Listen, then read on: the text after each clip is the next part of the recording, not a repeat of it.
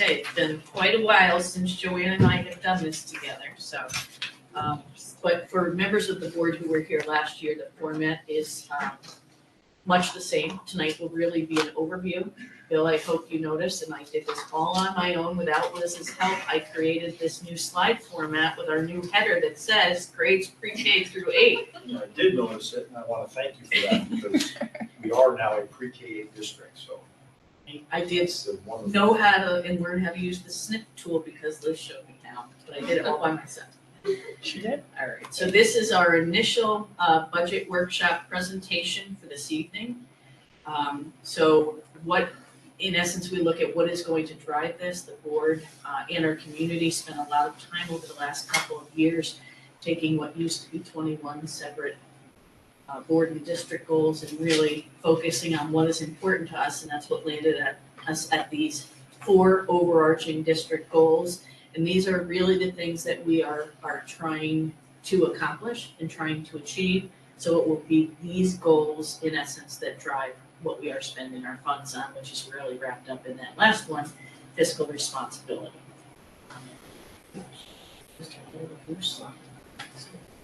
Okay, hold on.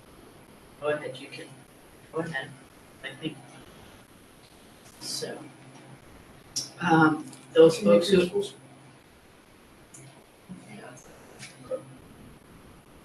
Sorry. that's okay.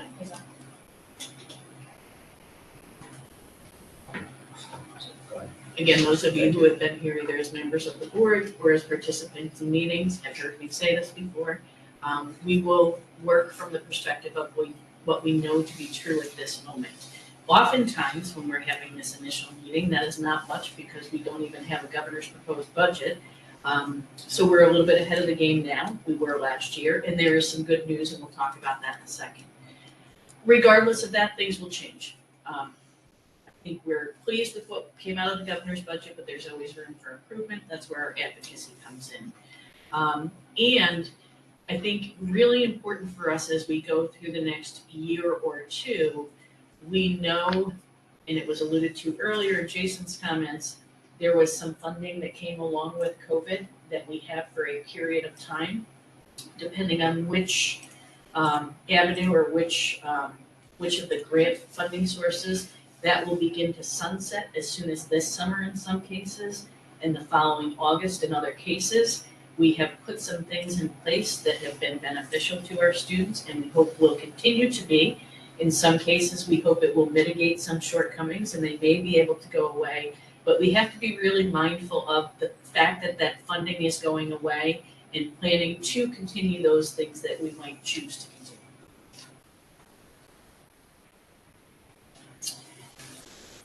What will shape our process? The same questions we have used in the past. What do our students need? And I put in there in consideration of what has changed, and we know a lot has changed over the last couple of years. What do we want for our students? And that conversation is not simply limited to academics.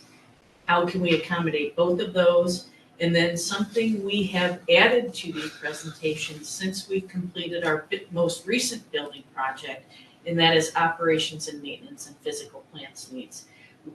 We put a lot of time, a lot of effort, and quite frankly, a lot of money into our facilities to accommodate the instructional and other goals that we have. We need to make sure we're being attentive to that and continuing to maintain and keep those facilities in the manner that we need them to be without coming up against a large need that's unaccounted for or unplanned for.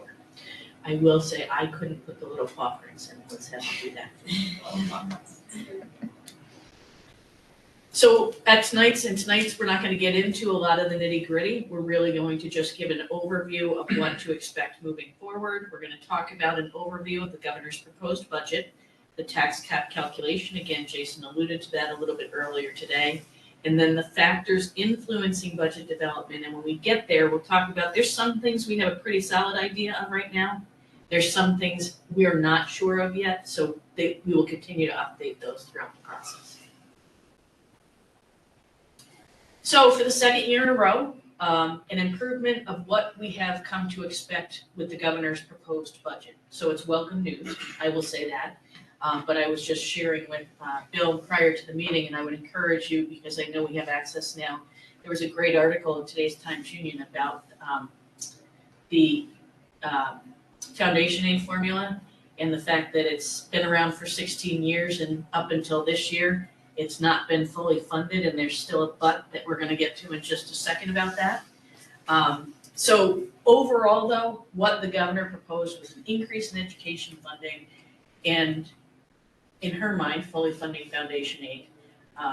And really a lot of things we've had to work hard for after the release of the governor's budget was in some way, shape, or form included. So there is a continued commitment to fully fund foundation aid. There is a but there. If you are looking at the aid runs, and we'll see this in a slide in a few minutes, our foundation aid number is what we anticipated it would be, actually a little bit higher with an adjustment for inflation. However, $100,000 of that is tied to high impact tutoring, which means we can only do certain things with it. The more interesting part to me, and I'll try not to get on my soapbox tonight, is the fact that any district that is already fully funded, which is a lot of districts that were fully funded for the 14 years we weren't fully funded, they don't have that qualifier. So those of us who've been waiting 16 years to get fully funded are, yes, fully funded, but for 100,000 of it being told very specifically how we can use that funding. We'll talk more about it.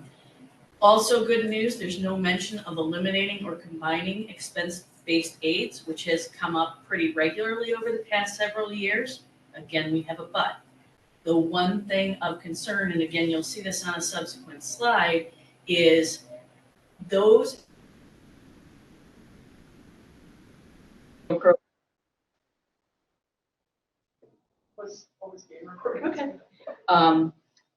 Those expense-based aids are based on real numbers.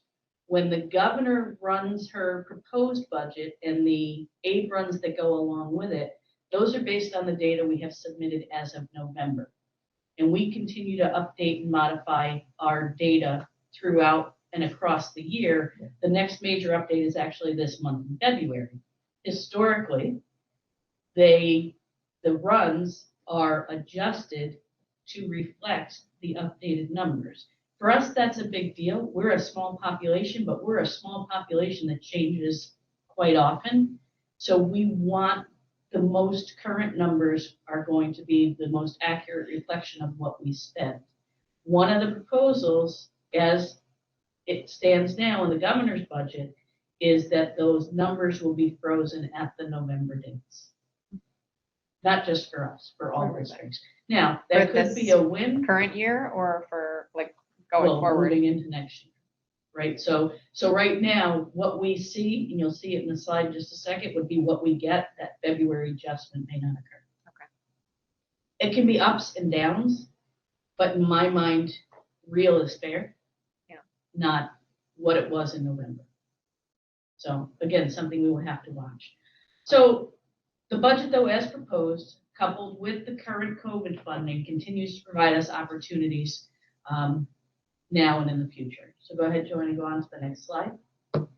This is a slide that was up last year with the numbers adjusted accordingly back in 2021, and you see the difference this has made for our district. I will point out, for those of you who are new to us and may not have sat through the earlier presentations, not only were we one of 65 underfunded districts across the state, we were the lowest funded for 16 years, getting only 30% of what we were entitled to. Imagine the compounding effect of that.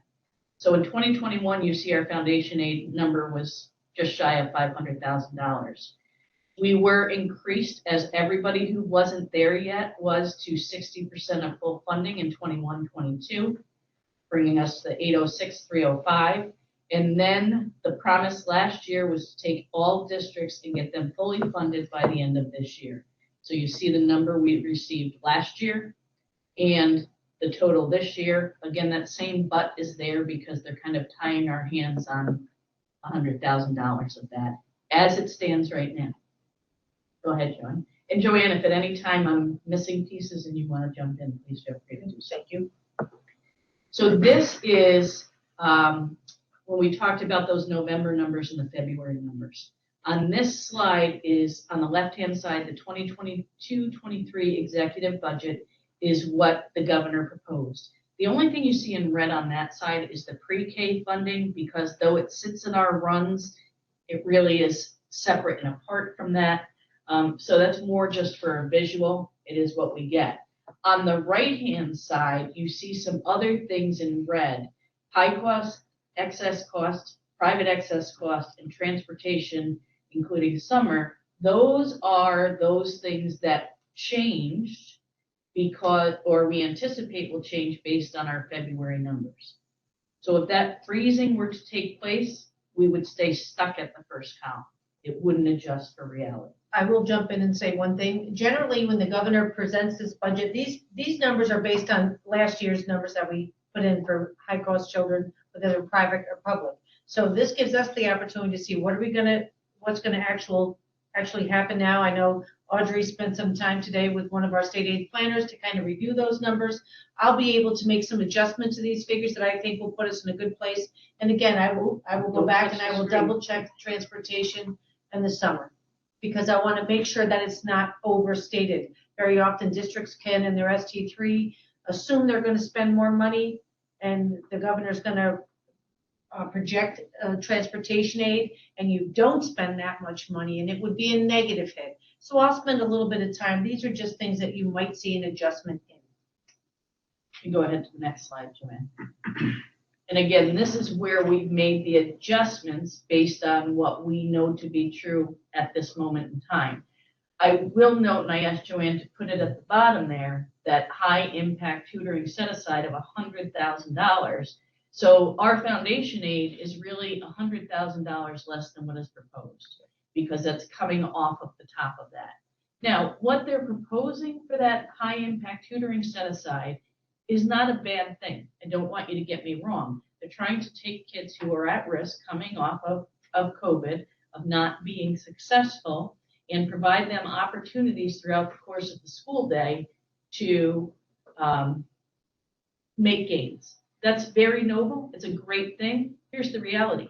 We've already done that. We've done it with some of the other funding that is available to us, and very specific in this language for this set aside is it has to supplant, not supplement. So it's not like we can move the money out and move this money in. It has to be in addition to what we are already doing, which if we weren't already doing something, I can certainly see that. This is not just a Menands concern. This is a concern of our neighbors who will be advocating with us on Wednesday, of my professional organization. And I don't know if any of you had the chance to go to the NISBA opportunity last Friday. My guess is that they talked about this too. Isn't this also specifically for, if I read it, 4th, 5th, 6th graders? Yeah, only, it's 3rd through 8th is my recollection, yeah. So those tested 3rd years. through 8th. So and that's Something else I one read that of I the thought it was very other specific. okay. Complaints of other districts is you're tying our hands on this money. We can't even use it for our high school kids. And for us, we can't use it for our K2 kids. Yeah. So more to come on that. All right, I'm going to turn it over to Joanne. And again, Jason alluded to this earlier on the tax cap calculation, and she has this year's and a couple of others for you to look at as well. And again, we'll do a 3-year snapshot on what we know we've done in the past, and again, what we're projecting right now. One of the odd things with the state of New York is they do a lot of odd things, that we have to submit this March 1st. So, we can change it if something were to happen, but our initial submission to the state is on March 1st. So we know what our prior year tax levy is at 7.4 million. Again, with the tax-based growth factor is set from Office of Real Property Tax Services, and we know that's 1.0019. You'll notice in the previous year was a little higher, but then again, back in 21-22 was much lower. That is the actual brick and mortar improvements to our community, or what our assessments are based on. The prior year pilot payment, that was I believe the first year we've gotten that pilot, but it was 31,000, so we add it back in. And so then we take the prior year capital tax levy exclusions. I'll talk about exactly what they are when I come down a little bit further. And then the allowable growth factor, that's CPI. We know it can't be any higher than 2%, and it's 8, so we're only getting 2, which I think, again, is kind of crazy, but that's what it is. And those are all comes in, and when you see this column, you're gonna start here, you're gonna subtract times, add, subtract. I just want you to know kind of, you can walk through the calculation. And then what we're going to do with the pilots for the coming year, and what I've done, I reached out to the town of Colony. I know that right now, the pilot that we have, the percentage of the tax payment will go up 10% each year until it's at 100%. So I made that assumption. Jason and I went through it. He agreed with me, and that'll be the smallest it is. That may change through the course of what the tax rate ends up being and the assessments. But again, I wouldn't go back in and change it in the state website unless it was a material change, and I would run that by our auditor. And right now, I assume it to be about $33,000. That gives you our tax levy limit. And then we do capital exclusions for the coming year. And what that means is we put in what our debt service payments are, and then we take out any of the aid from the state of New York that helps us offset that. So that's what the net figure is. It's our debt service payments less the building aids. There's a little bit of a BOCES aid figure that we have to take out of that. So we get to add that into our maximum allowable levy. So right now, over the previous year, that is 2.17 if we max it out to what we're allowed to do. Is there any questions on that? And Jason made the comment, and you can go ahead, Joanne, in his earlier presentation, and this is something we as a board, and I know we have new members have talked about, we've spent a lot of time looking at the potential to need to go above the tax cap, the desire potentially to go below the tax cap. I think over time we have realized the benefit of going to the tax cap if it is a reasonable number, because otherwise we leave money on the table. Not only do we leave money on the table that's compounded over years, but that kind of sets us backwards in establishing our cap for next year, making it potentially lower than it would be.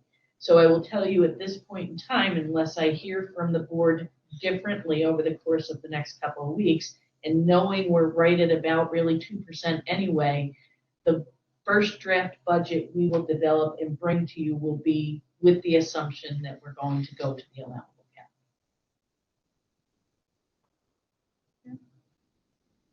Anybody got anything on that? You still good? There is information in an article, I think I might have shared one with you, and coming out, they're talking about starting with the next year's Really too. budget. They're talking about just making it 2%.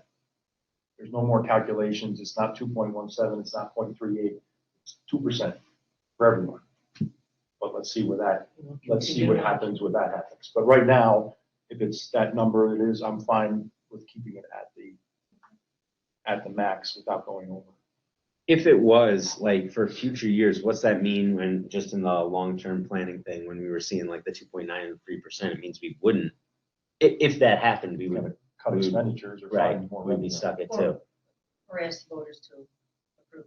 So you can go higher than your tax cap, but if you do, you need more people. Yeah, It's like like the 60% or supermajority or something like whatever. that. It's a higher number that you Yeah. can pass I've done that once, year one. Does it change though if some law was passed? I mean, we wouldn't, There could potentially be all kinds of fallout. Yeah. And to your point, Charlie, a couple of years out, our cap is 3.93. One of the things when the tax cap first came into play, which was actually my first year here, that was kind of a misnomer, was it was put out there as a 2% tax cap, and it really They isn't advertise it 2%. that way. So when we were putting out something other than 2%, Right. especially if it was above that, well, what do you mean? It's supposed to be a 2% Right. tax cap. Mhm. I think our community has, through our efforts in part, really come to understand and appreciate that and the efforts that we do. But still, especially coming off the last couple of years we have, 3.93% is a tough number to look at. Mhm. Any other questions before I move on? Or comments? So our driving factors are board and district goals and strategic plan, what we are mandated to do, those things we have to do, which hopefully won't include that set aside. Our student, staff, and faculty needs, and those things we might like to do as well. Go ahead, Joanne. So there, as I said at the very onset of the presentation, there are things that will change, that we'll be able to tighten up as we go through this process and will help us create our budget. Tuitions. Those tuitions are primarily, when I'm talking here, are high school tuitions. We just received last week our first billing for this year for our current high school students. What we will do with that now is go through, we got one from South Colony, North Colony, I don't know if we've got Waterville yet, but we will get that in the very near future. They usually wait till halfway through and do that billing. You know, with 2 of those districts, we've negotiated actual costs. So what we'll spend the next couple of days or weeks going over, Joanne and I, Audrey plays a part in that, Jen plays a part in that because they know our prior students, is we look at what we're being billed, align that with the services the students that are receiving to assure that they are reasonable, to make sure, and this is where Liz's help comes in, students are still enrolled with us and we know they are attending there and that they're still living here. And what that will do once we get through that process is that will really help us forecast then what our costs will be through the end of this year and then rolling forward to next year. Because the other piece we will then take a look at is how many 8th graders do we have moving into high school, but we also have to look at how many high schoolers do we have coming out of high school. And first blanch this year, we have far more kids coming out than going in, which could provide us a little bit of relief. We have other years where it's the opposite. And we know our enrollments coming K4 after next year are getting bigger. So we're probably going to get the second situation more. So we just have to be attentive to that. Special education needs and associated costs. So that not only includes our programming here at school, but those students who would qualify for and benefit from an out-of-district placement. And then the transportation that goes along with that. And that's Audrey's in the process now of starting her annual review season, which is that process she goes through with families to identify student needs moving into next year. And her information will be integral in that process moving forward. And it takes quite a while to get through those meetings. So, you know, each time we meet to discuss budget, we'll be able to tweak those to the extent that we can. Will we ever get to a perfect number by the time you have to approve a budget and present it to the voters? We won't, but we'll have a much clearer vision the closer we get. Enrollment and staffing, it's no surprise to anybody here, our enrollment's gone up. You know, I could pull out the piece of paper when I started 10 years ago. Anybody want to guess the number of students we had? He told us it's like 186 or something. 234. 234. And our projections when we were doing the building project said this year we would be at 217. We are approaching 300, and sometimes we're over 300 depending on the day. I shared with the board, I think already in a communication in one of your updates. So we have always had what we call a singleton since I've been here at K5, meaning there's been one grade that's only had a single section. Over the last several years, we've had 2 kindergartens. If we get 2 kindergartens this year, that means there's no more singleton. And you can't take one Mrs. Kepler and put her in 2 places. So as we would like to. The reality exists. We could find ourselves in a position moving into next year where we need an additional staff member to address our enrollment increases. I think we've been a little lucky over the years. The numbers have fallen the way they've fallen. It was a matter of time before it was going to catch up with us. And I would much rather be in a situation with increasing enrollment where many of our colleagues across the state are dealing with the opposite, declining enrollment, which is a much bigger problem to have. And then the last piece is our BOCES final service request. As you know, there are certain services, some of those being special education placements, among other things, a lot of our technology things that we do and purchase, we do through BOCES to get that cost reimbursement through that process. We are just now working through developing what's called that final service request. So Joanne and I, Audrey's a part of that, Jen's a part of that, our technology folks from South Colony are a big part of that. We sit and look at everything we purchased this year. The first thing we say is, what did we get this year that we know we need to carry over to next year? What did we purchase partway through the year this year because we had a need for it? Do we want to continue that? Do we need to continue it, or can we reduce it? And are there other things out there that we anticipate we are going to need? At the same time, are there things we're currently purchasing through BOCES that we don't think we will have to moving forward? And that's what's the deadline for that, Joe? It's middle of April, middle to end of April. So again, by the time you've got to finalize decisions, we won't be 100% there, but we will be a lot closer than we are right now. Any questions?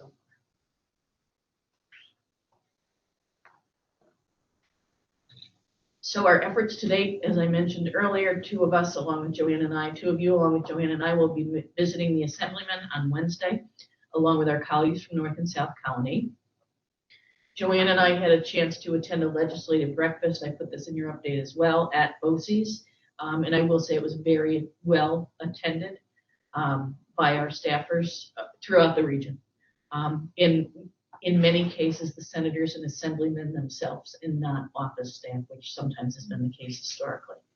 Senator Ashby was here pre-taking the seat, actually. And the same communication that we will share with Assemblyman Steck on Wednesday, we will adjust and send to Senator Ashby. I just want to make sure my colleagues in North and South Colony are good with that because it is a joint communication. If for some reason they're not, that's fine. We'll take off their logos, leave ours, and we'll send it off to them. I noted participation in many various opportunities to unpack the information to date. Joanne and I was a little more in and out, sat through the state aid planning webinar on February 8th. I sat through the NISCUS, which is my organization, the Council of School Superintendents summary on Thursday, February 9th. I have a monthly legislative meeting with my counterparts from Cap Region BOCES that was very much targeted to the budget. Last Thursday, Joanne had her monthly school business officials meeting last Friday. That was very much, again, NISBA had the Capitol Conference, and I'm not sure who was able to pop on and off. It was virtual. I did like it better when it was in person, but it is what it is and understandable. So we will continue to take advantage of every opportunity to learn more, know more, do more, see more. So at our next workshop, any updates out of the governor's office will come. And really, this is the negotiation part in the Capitol, in the chamber, and with the governor. They had 2 full days of hearings last week where folks, including NISCUS and NISBA, said their piece to the committee chairs on education. Shelley Mayer is the chair of the education committee, and allowed to be heard. And now those 2 houses have to take what they're hearing from the chairs, what they're hearing from their constituents, us, and go back with proposals. Now, historically, I will say a lot of times that is an ask for more money. This year, I don't foresee that as being an ask for more money. Usually the governor's budget is a floor and we go up from there. I don't think our numbers are going to go up, nor do I think we can expect they should with what we've been given. I think more of the asks that we'll be pursuing this year are some tweaks in what and how. So for instance, just give us the foundation aid and let us run with it. Don't hold $100,000 hostage. Maybe our ask will be, don't use those November numbers, keep it running as it is. So it's more of things and not dollars. The nice part is I think those are a little bit easier to negotiate. Sometimes when it's dollars we're asking for, that will delay the approval of the budget, which puts us in an even more difficult position. I will be cautiously optimistic. I don't see any significant barriers or red flags leading me to believe we won't have other than an on-time budget this year, which puts us in a good position. And we will bring you a draft 1 budget for the 23-24 school year. We might have one more. Yes, you do. March 13th. March 13th. Just a along with couple our things. regular board meeting. Everyone's getting the NISBA updates when they send them. It goes to your school account. They do a pretty good job on keeping boards informed on what they're advocating, and a lot of what Dr. Malone just said is in there. It broke down, it had a whole guideline, everything from the actual governor's budget, and then breakdowns on their advocacies and what they think our districts need, and read your board emails. In the budget we're putting together, and we haven't gotten there, but are we accounting for SRO money? So I would say two things. Again, we don't want to make assumptions, but we have to be planful for those things that are in consideration. So, and I know we're going to talk more about it. Michelle asked about it. At this point in time, it is my intent to bring it in the draft one budget. It is also my intent to bring an additional staff member based on that information I just shared. I think though those are things that may not happen, it would be fiscally irresponsible of us not to include those. If we find, in the case of an officer, that is not something the community is fully supportive of, we can always back it out. The same as we go through kindergarten registration, which is going on now. If we really do believe that we may not get to 2 sections, we have the opportunity to back that out. But I would much prefer to start with it in and know what we're really looking at, rather than have to try and pigeonhole it in after. I've seen the children in the neighborhood. I would plan on 2 sections of kindergarten registrations. Also then, moving forward, can we actually get a number on what, let's just assume the state this year, their hands are tied, and I don't think any move's gonna happen on the universal meals for everybody. What it does for our district moving forward, what a number actually is, so we can see it, to provide that opportunity and continue that moving forward. Yeah, I mean. I know it's difficult because It's a moving. what you number. get reimbursed and what comes from and how it's calculated, but it's gotta be something we can grab onto and put our hands around and say, this is what the number is. We want to move forward with that. We can come up with the number here, and maybe caution is too strong a word. I don't want to make it too easy to let the state and the feds off the hook either. Oh, no, 100%. It should still be put. It's not a huge, in the state's budget, it's not a huge number. And I believe it was $380 million.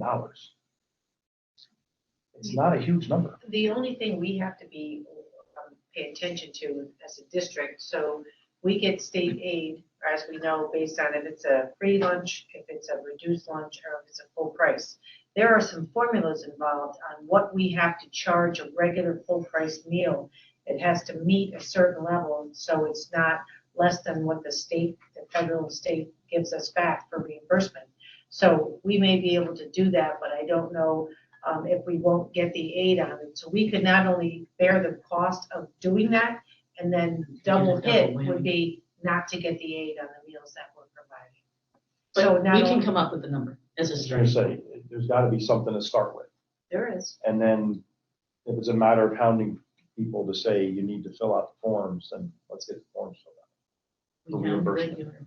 Perfect. Is there anyone else that had anything dire they wanted to see in the budget? Did we look at the tennis court? Like, is that? have we Tennis talked court about was that? that can go in the paving. I wouldn't do the tennis court if we were to do the tennis court outside of a capital project. Okay. Because we would forego the aid on it. Right. They could pick up the money, but. That was a topic I of remember much that was discussion. from a long during the time last ago. building Yeah, it project. was just one that I remember that We we wanted dropped. to have that done big. I remember Jeff Yeah. was big on it also, right? Yeah. A lot of community members use the outdoor the areas of the apartments school. A lot of people do. Yeah. It's in rough shape though.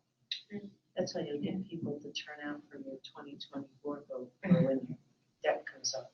I just had a quick question. So when Brian, I think Brian from the finance from our advisors were here.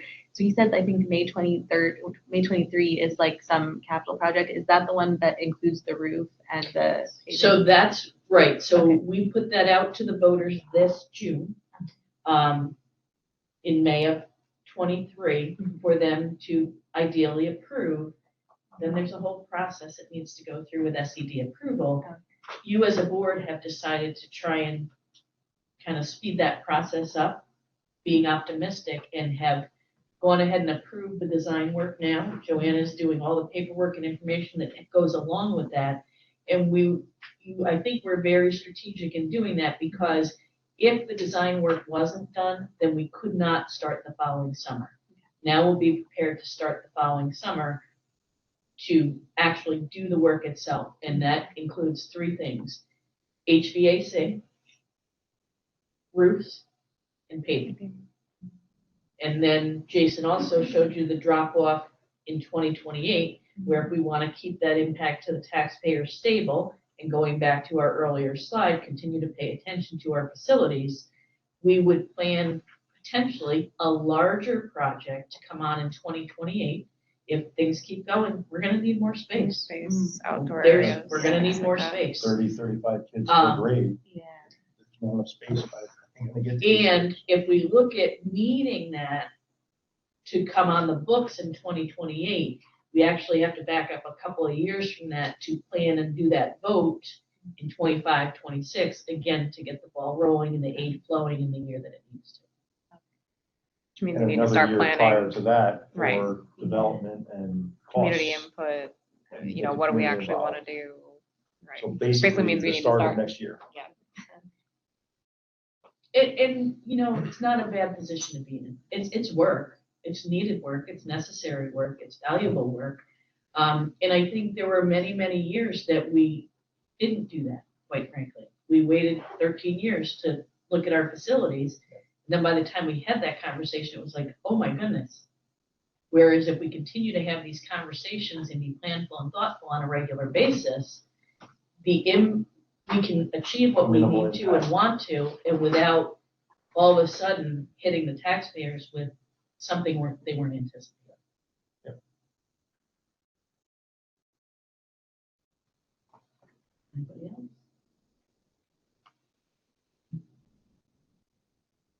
Told Joanne we'd done by 8:03, she didn't believe me. Yeah, we got 2 minutes. What's a 2-minute question? Yeah, it was 8:02. Keep talking. Oh, I can ask one question. This again will be posted, our budget and taxes pages will be updated to reflect everything that we do this year during budget development, so. Throughout. Thank you very much. Thank you. Thank you, everybody, for coming.